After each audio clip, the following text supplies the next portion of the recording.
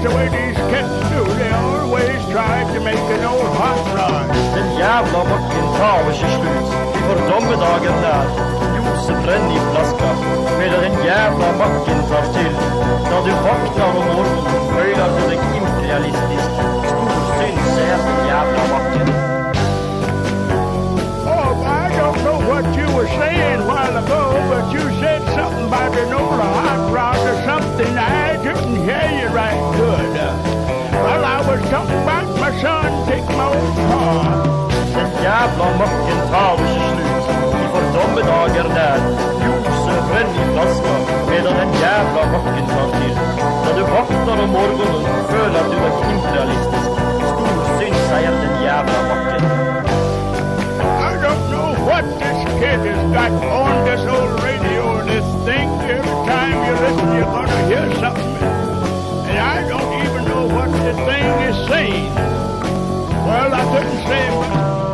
Den jävla macken tar sig slut. Vi får domedagar där. Josef bränner i flaska. Medan den jävla macken tar till. När du vaknar om morgonen följer du dig imperialistisk. Stor synd säger den jävla macken.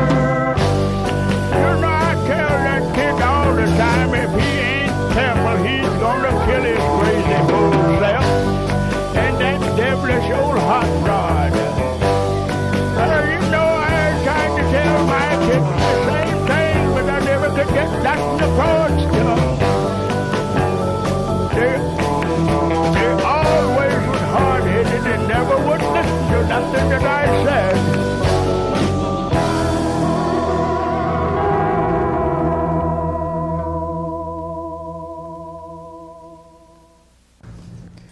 Welcome to Carpooling with Kalynn, the cable show where I do the driving so you don't have to. The whole idea of this show is that I pick up a friend, I drive around, and I dump him somewhere. It keeps the diamond lane flowing anyway. So right now I'm going to pick up a cult film legend. I'm off to pick up Paul Marco.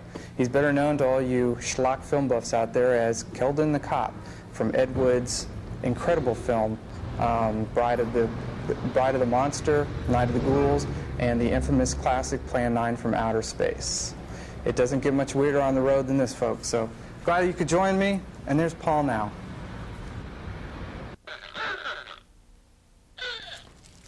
Jump on in, Paul. Hi there, how are you? How you doing? Good to see you. Welcome. Will you be so kind to... No. Get up. Whoa, careful. Yeah, you know, I don't have a back seat in this car, and I'll fall right through the trunk. Careful. Jump on in there. There you go. Hi there. Good to see you. Here, I'm got to meet Irene. Pardon me. Yeah, where are we going? To Paramount Studios. Okay. I know where that is. Manning. Okay. And I brought you a little present. Oh, why, thank you. Why don't you open that up? Let me take a look at it. I got the wheel here. There you go. Oh, beautiful. Let's see. Let's put that out on the hood. Well, would you like to see what it says on the back? Yeah. Hold that down for me. What does that say there, Paul? It says, stars as KELTON the Cop in. Well, you know, I got my KELTON the Cop official cop hat. Very clever, very nice. Okay. And it names the 3 pictures right here that I've done as KELTON. Right. So you've been busy?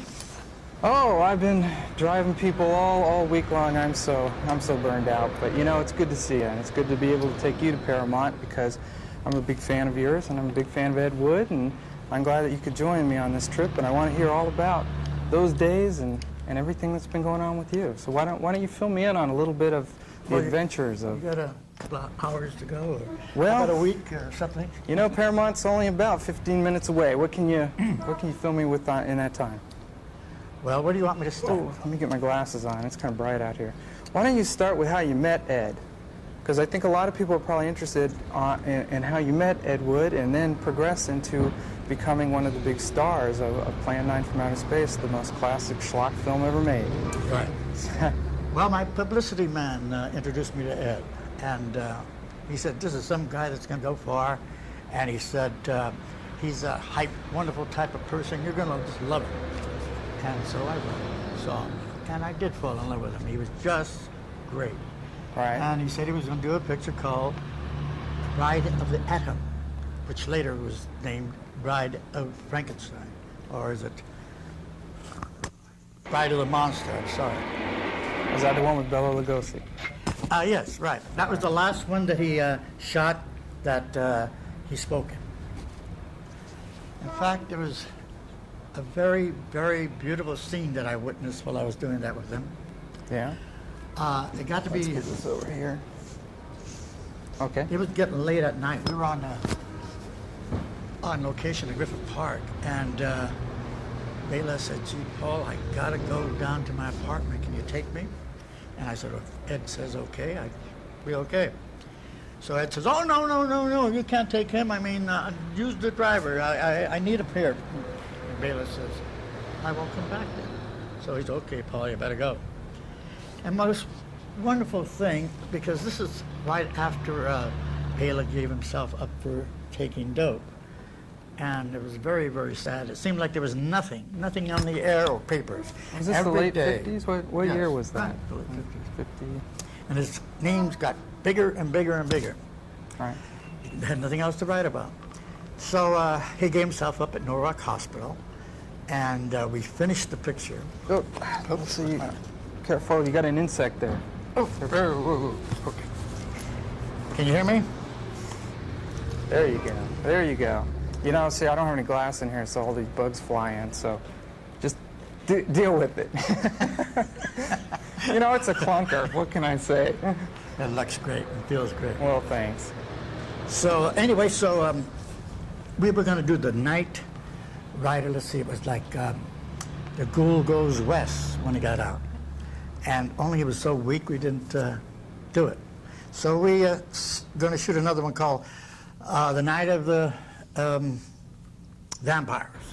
So we shot a couple of days of that, about a couple hundred feet. And as it happened, he couldn't finish the picture. He was... You just got sick from lack of drugs, or what? Oh, he died. Oh, well, that'll do it. You know, that'll end the picture quicker than anything else. Well, it's nothing to laugh about. Yeah, but, I know. Was this during Plan 9, though? No, he died before he made it, although the publicity all over the world said the one Bela Lugosi died while making it. Well, sorry to say he didn't. We used the footage of the vampire's tomb. And that's when you see the picture, you see all the real stuff of Bela going like this. Right. Then we had to get somebody to fill in. So we got this guy going around like this, like his chiropractor. And it was funny, but he was serious in doing it. So to get back to that story, before he gave himself up, he was so weak, and he used to give himself shots, you know, and all different kinds of shots and medicine, but I think the last thing he was shooting was formaldehyde. That's what I heard. Yeah, and so... That's a harsh one. I said, okay, I'll be more than happy to go with you. And he said, Paulie, I don't know what I'd do without you. So I drove him right to his home right here in Carlton Way, and it was real dark. It had lights on, very dim, and a red light, and I'm just going like this, and I see the Batman up there, all weird things, you know what I mean? Just like you'd imagine. Yeah, Bella's house right. there. I thought someone was going to jump me.